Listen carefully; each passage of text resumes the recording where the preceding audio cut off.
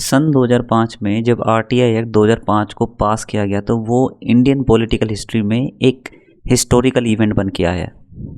इस पॉइंट को historical event इसलिए माना गया क्योंकि अब जो जनता है वो ब्यूरोक्रेट्स के द्वारा लिए गए डिसीजंस के पीछे के कारणों को जान सकते थे, उन डॉक्यूमेंट्स को गवर्नमेंट से ले सकते थे कि जिनके बेसिस पे उन्होंने निर्णय लिए हैं, और उनको अपने लॉजिक के आधार पर, अपने कानूनी समझ के आधार पर उनको स्क्रूटनाइज कर सकते थे। यही कारण है कि धीरे धीरे करके जो ब्यूरोक्रेट्स के द्वारा लिए गए डिसीजन है उनमें ट्रांसपेरेंसी का बढ़ना ऑब्वियस था। और आप इसके सफल होने का अंदाज़ा इस बात से लगा सकते हैं कि 2005 से लेकर 2022 तक 4 करोड़ आरटीआई एप्लीकेशन फाइल की गई हैं, जिसके नंबर से ही आप अंदाज़ा लगा सकते हैं किस प्रकार जनता इन ब्यूरोक्रेट्स के द्वारा लिए गए डिसीजंस के पीछे के कारणों को जानने के इच्छुक हैं कि क्या जो डिसीजन लिए जा रहे हैं वो नियमों को उल्लंघन करते हुए तो नहीं लिए जा रहे हैं, किसी को अनड्यू एडवांटेज देने के लिए तो नहीं लिए जा रहे हैं। और इस आरटीआई एक्ट के पास होने का एक कारण और था, वो थी इंडिया की कमिटमेंट, क्योंकि India UN convention against corruption का एक हिस्सा है और उसी के कंप्लायंस में भी या फिर उसी के दृष्टिगत भी जो आरटीआई एक्ट 2005 इंडिया में इम्प्लीमेंट किया गया, जिसके थ्रू ब्यूरोक्रेटिक एक्शन में ट्रांसपेरेंसी को बढ़ावा मिला। अब इस आरटीआई के संदर्भ में एक दूसरा एक्ट है जो अभी चर्चा का विषय बना हुआ है, और वो एक्ट है डीपीडीपी एक्ट 2023, जिसे हम कहते हैं digital personal data protection act 2023। इस एक्ट के आने का एक जो कॉर्नरस्टोन था, बेसिस था, वो था माननीय सर्वोच्च न्यायालय द्वारा 2017 में दिया गया लैंडमार्क जजमेंट, जिसमें K S Puttaswamy versus Union of India case में माननीय सर्वोच्च न्यायालय ने ये माना कि जो प्राइवेसी है वो आर्टिकल 21 के अंतर्गत किसी भी सिटीज़न का फंडामेंटल राइट है। अब चूँकि माननीय सर्वोच्च न्यायालय द्वारा प्राइवेसी को फंडामेंटल राइट माना गया है, तो ये भी ऑब्वियस है कि इस फंडामेंटल राइट को, इस प्राइवेसी को ब्रीच नहीं किया जा सकता है। इस जजमेंट की कंप्लायंस में अगस्त 2023 में डीपीडीपी एक्ट को पास किया जाता है, digital personal data protection act को पास किया जाता है, और नवंबर 2025 में किया गया, इसके रूल्स को नोटिफाई किया गया, जिसकी मदद से जो डीपीडीपी एक्ट है फोर्स में आया या फिर अपने एग्जिस्टेंस में आया पूरी तरीके से। अब इन दोनों एक्ट्स के पिक्चर में होने के बाद जो इशू सामने आ रहा है वो इशू है कि रिसेंटली 2023 में जब डीपीडीपी एक्ट को पास किया गया, वो भी उसका आधार ये था कि प्राइवेसी एक फंडामेंटल राइट है, तो उसका असर सीधा सीधा आरटीआई एक्ट पे जा रहा है कि आरटीआई एक्ट का जो सेक्शन है 81J, वहाँ पे ये डिफाइन है कि अगर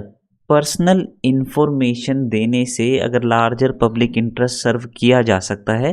तो उस केस में हम पर्सनल इंफॉर्मेशन को भी डाइवल्ज कर सकते हैं, क्योंकि जो पब्लिक इंटरेस्ट इन्वॉल्व है वो उस प्राइवेट इंफॉर्मेशन से ज़्यादा इंपॉर्टेंस रखता है। इसी तरीके का प्रावधान आरटीआई एक्ट में, आरटीआई एक्ट 2005 में सेक्शन 8 सब सेक्शन 2 के माध्यम से किया गया था, जिसमें ये कहा गया था कि अगर कोई इन्फॉर्मेशन ऐसी है जो पब्लिक इंटरेस्ट में पर्सनल हित को आउटवे करती है या फिर पर्सनल हित के मुकाबले ज़्यादा इंपॉर्टेंस रखती है, तो उसको आप पब्लिक इंफॉर्मेशन के लिए जारी कर सकते हैं, यानी वो इंफॉर्मेशन पब्लिक स्क्रूटनी के लिए अवेलेबल कराई जा सकती है। तो अब क्वेश्चन है कि डीपीडीपी एक्ट के आने से इन दोनों सेक्शन पे क्या फ़र्क पड़ा है। एक्चुअली जो डीपीडीपी एक्ट 2023 का सेक्शन है 44 सब सेक्शन 3, उसने आरटीआई एक्ट के सेक्शन 81J, जो भी हमने डिस्कस किया कि जहाँ पर आप पर्सनल इन्फॉर्मेशन को भी डाइवल्ज कर सकते हो अगर उसमें एक लार्जर पब्लिक इंटरेस्ट शामिल है। लेकिन अब डीपीडीपी एक्ट के आने के बाद क्या हुआ है, इस सेक्शन में अमेंडमेंट हो गया है कि अब आप किसी इन्फॉर्मेशन को प्राइवेसी के नाम पे विदहोल्ड कर सकते हैं।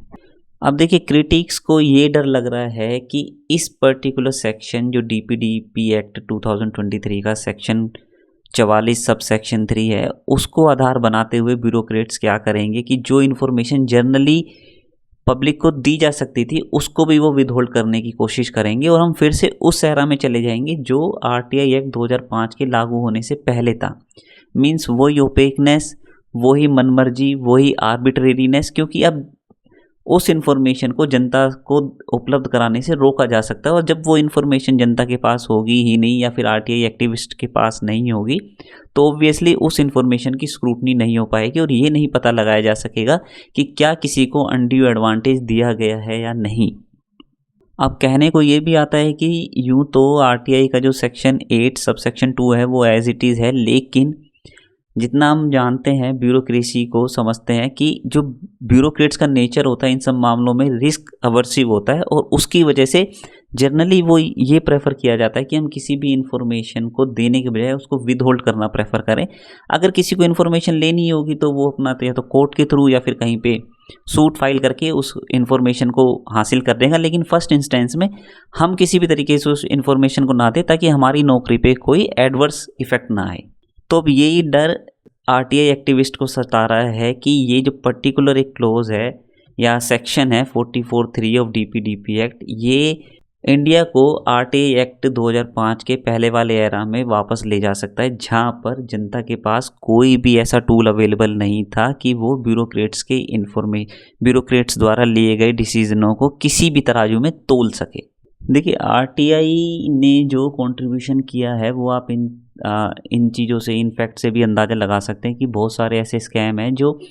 आरटीआई की मदद से ली गई इन्फॉर्मेशन की वजह से ही बाहर आ पाए, चाहे वो आदर्श सोसाइटी स्कैम हो, 2G स्कैम हो, कॉमनवेल्थ गेम्स स्कैम हो, demonetisation announced without RBI nod हो, जिसमें आरबीआई की नोड के बिना डीमोनेटाइजेशन को अनाउंस कर दिया गया था, या फिर 23,000 लोन फ्रॉड केसेस हो, Indian red cross society scam हो। तो ये सारे के सारे जो स्कैम है या फिर ये जो एक क्रूशल इन्फॉर्मेशन थी पब्लिक डोमेन में सिर्फ इसीलिए आ पाई क्योंकि आरटीआई एक्ट 2005 इफेक्टिव था, और अभी जो सेक्शन 44(3) डीपीडीपी एक्ट है उसकी वजह से इन सब इन्फॉर्मेशन को रोका नहीं जा सकता था। देखिए, ये आरटीआई एक्ट का स्ट्रेंथन होना इसलिए भी ज़रूरी है क्योंकि ये कहीं ना कहीं चेक एंड बैलेंस रखता है, कहीं ना कहीं जो आज की रूलिंग पार्टी है या फिर गवर्नमेंट है उस पर चेक एंड बैलेंस रखता है कि जो उनके एक्शन है अगर उनमें किसी तरीके की भी मनमानी या फिर आर्बिट्रेरीनेस जनता को नोटिस होती है, आरटीआई एक्टिविस्ट को नोटिस होती है, तो वो उसको कहीं ना कहीं कोर्ट के सामने भी लाते हैं कहीं ना कहीं, और जिस तरीके से आजकल सोशल मीडिया एक्टिव है उसके सामने लाते हैं। तो बहुत ज़्यादा दबाव गवर्नमेंट के ऊपर भी आता है कि वो अपनी वर्किंग को इतना ट्रांसपेरेंट और इतना स्मूथ और इतना साफ़ सुथरा रखें कि कल को जब इलेक्शन हो तो उनके ऊपर इस तरीके के ब्लेम ना लगे कि उन्होंने करप्शन को बढ़ावा दिया है। लेकिन अभी जिस तरीके की एक सिचुएशन बनी है जहाँ दोनों एक दूसरे के सामने आके खड़े हो गए हैं, आरटीआई एक्ट और डीपीडीपी एक्ट, वहाँ ये बात डीपीडीपी एक्ट के लागू होने पर ही लगभग पता हो गई थी कि ये जो इशू है ये कहीं ना कहीं जाके माननीय सर्वोच्च न्यायालय के सामने आएगा, और माननीय सर्वोच्च न्यायालय के कंधों पे फिर से एक बड़ी जिम्मेदारी आएगी कि वो किस तरीके से बैलेंस बनाए कि किसी बंदे की जो प्राइवेसी है उसको भी ब्रीच ना किया जा सके,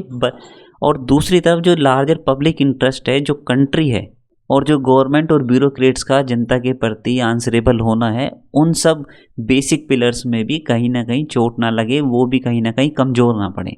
तो अब आगे देखने वाली बात होगी कि किस तरीके की बहस माननीय सर्वोच्च न्यायालय के सामने होती है और किस तरीके से एक बैलेंस माननीय सर्वोच्च न्यायालय इस केस में बैठाने के लिए प्रयत्नशील रहता है।